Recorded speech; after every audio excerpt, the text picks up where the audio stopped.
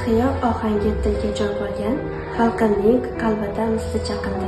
Millatning tilidan ko'chadi dilga, bu ohang ko'ngilga, dilga yaqindir. 1989-yil 21-oktyabr. Asrlarni opichlab o'tgan o'zbek tilimizga davlat tili maqomi berildi. Navoiy g'azalin har bir satrida nafosat, go'zallik shaxtilga xosdir. Shunchalar qudrat bor so'zning akrida, har bir so'z durdona yoki olmosdir. To'fonida bag'ri tilimsan, ko'ksing changallagan qonli qo'limsan.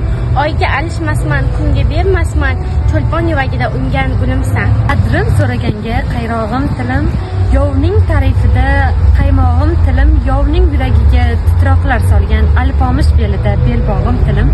Bu qadim Turonning allomalarga beshikdir.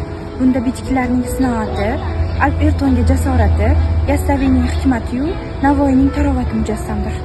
Ona tilim buyuklikda eng baland tog'san, ona tilim suyuklikda eramim bog'san.